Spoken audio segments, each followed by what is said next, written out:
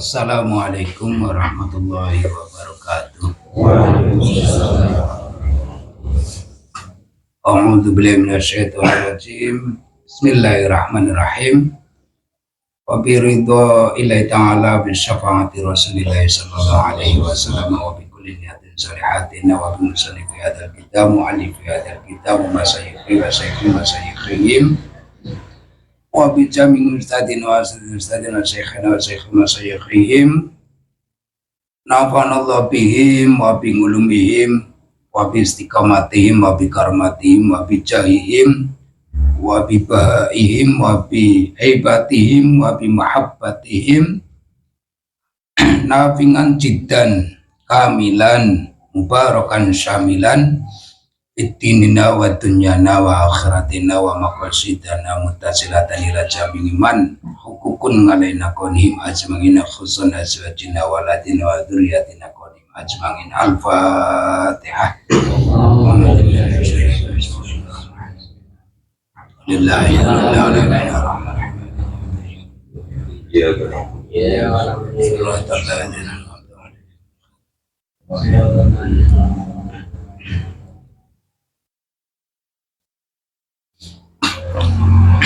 Bismillahirrahmanirrahim. Qala al-mu'allifu rahimahullah ta'ala wa nafa'ana bihi wa bi ulumi fid darina amin. Faslun ayada faslun utawi kila fasal swiji barate fasal sifate fasal wal mashu ngalal khufain. Wal mashu utawi ngusap ngalal khufaini ngatasé mauzah loro iku jaizun hukume menang boleh saja neng di fil wudu'i ing dalem wudu la fi ghuslin ora wenang ing dalem bab adus la fi ghusli fardin ora wenang ing dalem adus fardu aw naflin utawa adus sunat wala fi izalati najasati lan ora wenang ing dalem ngilangi najis walau ajnaban lan lamun to nyandang junub sapa si wong wadamayat lan getien apa rijluhu geti sikile si wong fa arada nuli ngarepake sapa si wong almasha ing ngusap badalan hale dadi gantine ngan ghusli rijli saking basuih sikil yolam ya juz mongko ora wenang apa yo musab udah balik wajib apa minal ghusli basuh was ngarolan aweh isyarat apa kauluhu pengendikane Mbah Musonef rupane jaizun lafaz jaizun in anna ghuslar rijlaini ing temen setune mbasuh sikil loro iku afdolu luwih utama minal mashi katimbang saking usap wa innama ya juzulan angin pestine wenang opo mashul hufaini ngusap mauzah loro la ahadihima ora wenang ing dalem salah swijine mauzah loro fakot hale blokone ahad illa ayakuna kejaba yen to ana sapa si wong ana iku faqidal wong kang kepotan mauzah siji ataupun sikil siji oleh wenang maskul hufaini bisalah sati syara'ita kelawan telu piro-piro syarat ayat tadi aswiji ku yen to ngawiti sapa si wong ayat saksi tegese wong swiji ngawiti lubsahuma ing nganggo khufain ba'da kamali toharoti ing dalam sakwise sempurnane sesuci walau hosala mongko lamun mbasuh sapa si wong rijlan ing sikil swiji wal basaha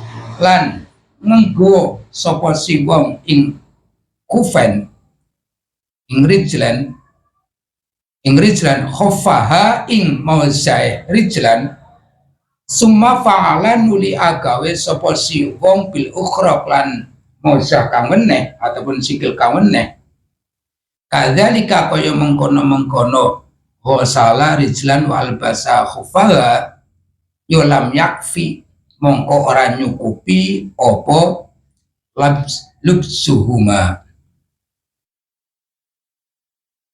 walau tadalan lamun to ngawiti sapa si wong albasahuma ing ngenggo khufain ba'da kamalit toharoti ing dalam sapi sesempurnane sesuci summa ahdasa nuli kare-kare nyandang hadas sapa si wong qabla usuli rijli ing dalam sadurunge tumekone sikil kodamal khafi ing dalem glamakane mausah yolam yajus mongko ora wenang apa lemashu hukum musab mausah wa yakunalan syarat kaping pindhone iku yen to ana apa ya musah loro ayil khofani tegese musah loro ana iku sati reni nutupi karone lima halil ghuslil fardhi maring panggonane basuhan fardu minal qodamaini saking gelamakan loro bika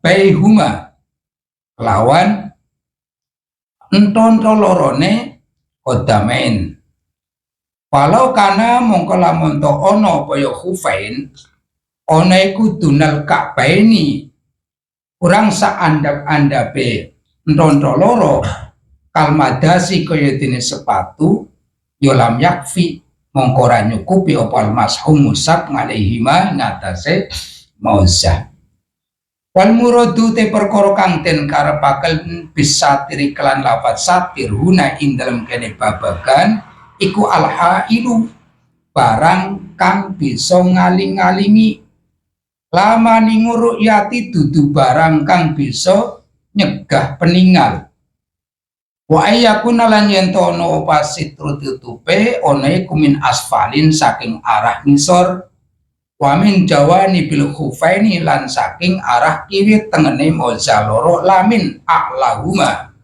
ora saking arah dhuwur-dhuwure khufain wa ayyakuna mimma yumkinu tatabi'al masyi alaihima itaradduti farqa hawa ijihi wallahu a'lam bishawab. Bismillahirrahmanirrahim. Alhamdulillahirabbil alamin. Faslun tentang mashu ngalal khufaini. Khufain itu sejenis kasut ataupun kantong kaki. Nah, jadi seperti sejenis kaos kaki yang memang terbuat dari bahan-bahan yang tidak tembus air dan kuat buat perjalanan di gurun ataupun di hutan, di datar ataupun di manjat murun itu kuat.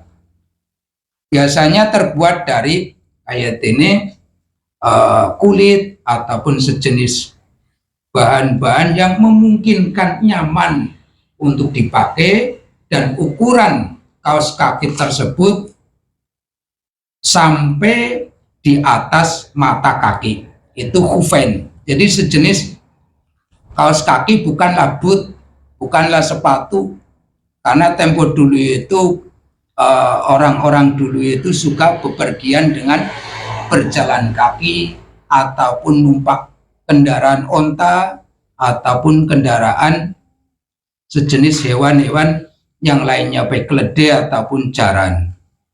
Nah, al-khufain dari jenis ini itu diperbolehkan tatkala hendak wudu, boleh tidak dilepas khufainnya. Khufainnya boleh tidak dilepas, cukup diusap saja seperti hanya sahibul jabair, orang-orang yang memakai perban. Tapi dengan syarat kewenangan kejaisan memakai khufain tatkala batal wudunya tidak perlu dicopot, ada 3 persyaratan. Di antaranya ya, di sini kejaisannya itu di hal wudhu saja. Jadi sebelum memakai khufain hendaknya berwudhu dengan kamalit taharah, sempurnanya sesuci dari bismillah, membasuh tangan sampai membasuh kaki, doa dan seterusnya, lalu memakailah khufain. Jadi seperti kaos kaki dipakai sampai driji-drijinya itu punya wadah masing-masing dan merekat. Kalau boot itu kan beda. Kalau boot itu bisa dipakai tapi dari atas bisa kemasukan air.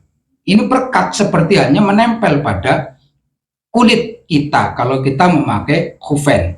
Ini di bagian-bagian bab wudhu saja. Nah, setelah sempurna bersucinya boleh memakai. Apakah boleh dipakai di rumah ataupun hanya untuk orang bepergian? Jaiz semuanya. Kalau di rumah tentunya ada alasan tertentu, mungkin karena kalau menempel air kakinya menempel air langsung kejang ataupun kedinginan. Nah, ada masanya? Enggak ada masanya. 1 hari 1 malam, 2 hari 2 malam, 3 hari 3 malam, itu ada ketentuannya. Bagi si musafir berapa hari, bagi yang di rumah itu berapa hari. Insya Allah di belakang itu ada keterangan tentang waktu mudahnya khufain. Nah, lafi husnul fardin tidak dibolehkan di tatkala urusan mandi. Terus memakai mauzah lalu bepergian atau di rumah atau bukan karena darurat, lalu hadas, tatkala hadas wudhu. Yang tadinya membasuh kaki adalah fardunya wudhu karena memakai khufain boleh tidak dibasuh melainkan cukup diusap, sepertinya hukumnya mengusap sebagian kepala. Insya Allah paham ini ya. Kalau sekarang insya Allah itu sih kurang berlaku ataupun kurang dipakai. Karena tempo dulu itu kan ya mungkin karena kondisi cuaca ataupun daerah yang tidak sama dengan daerah tropis kita. Terbuat dari kulit ataupun terbuat dari kulit kayu, pelepah-pelepah kayu yang lunak, bisa buat kejaisan berwudu. Yang namanya boleh, tentu ada yang tidak diperbolehkan.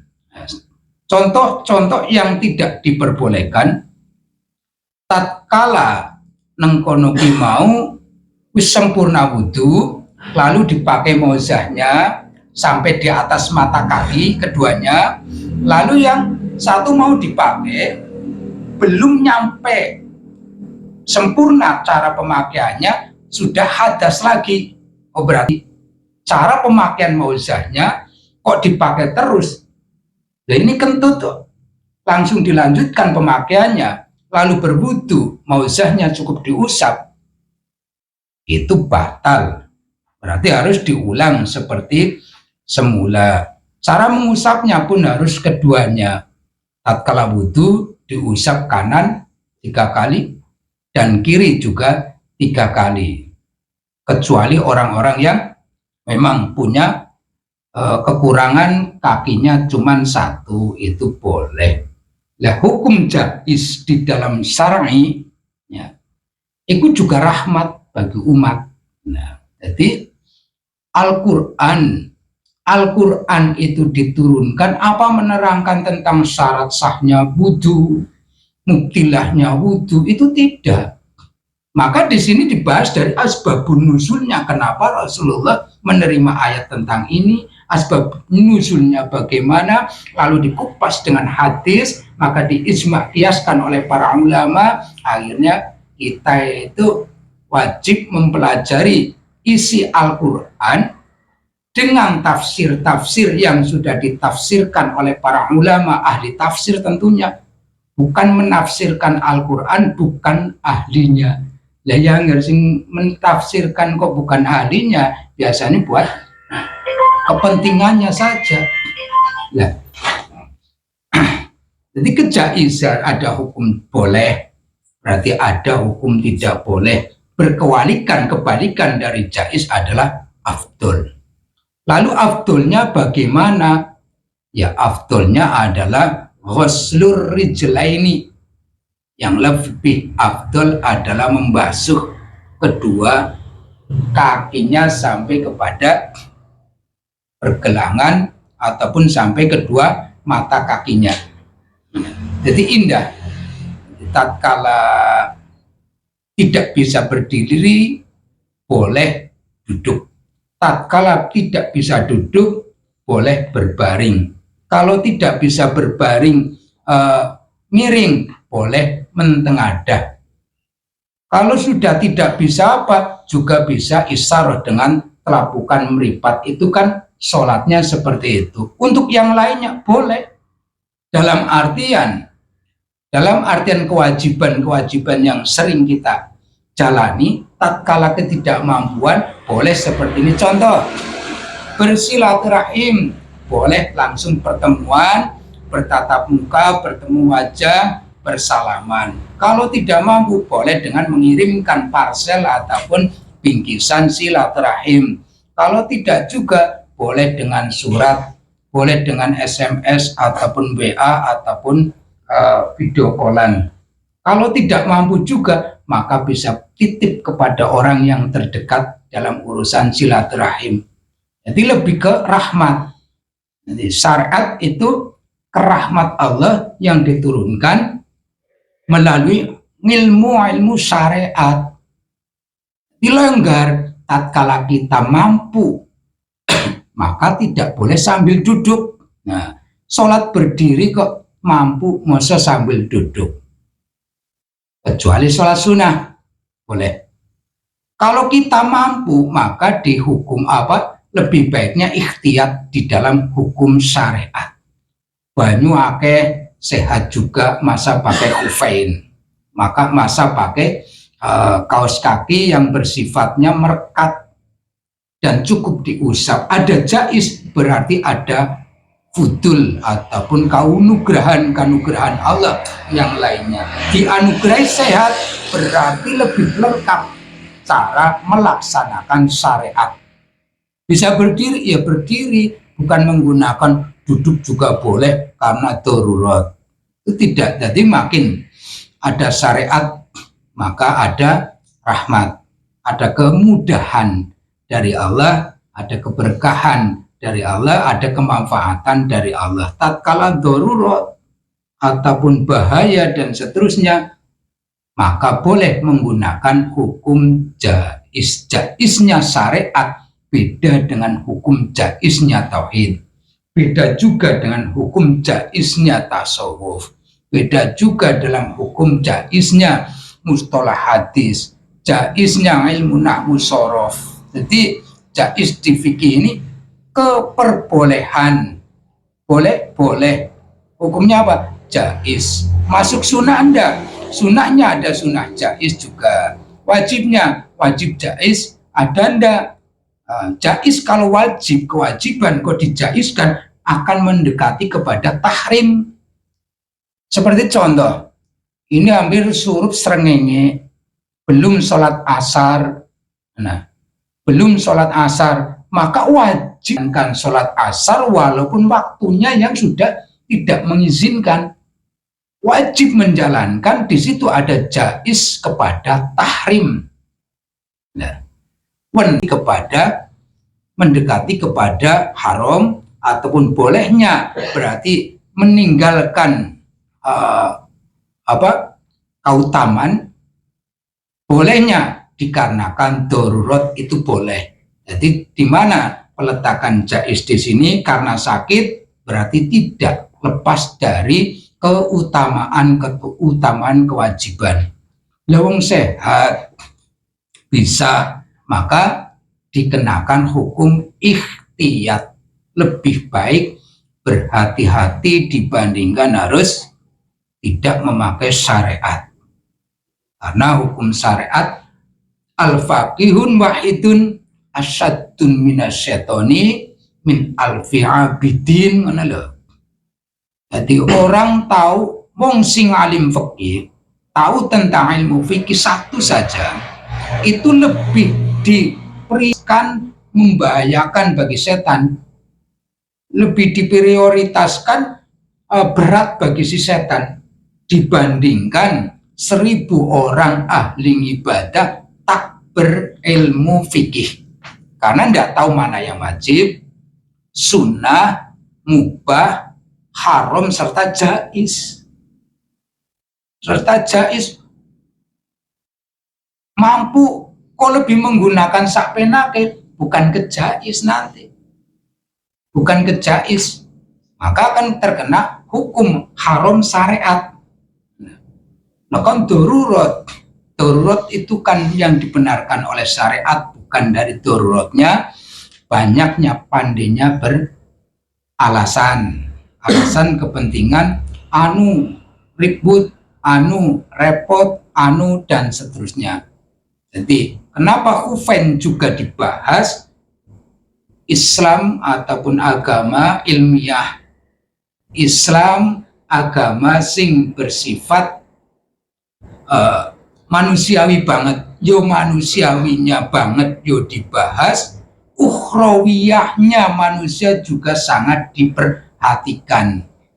Jadi manusia bukan hayawaniyah, jadi manusiawinya banget.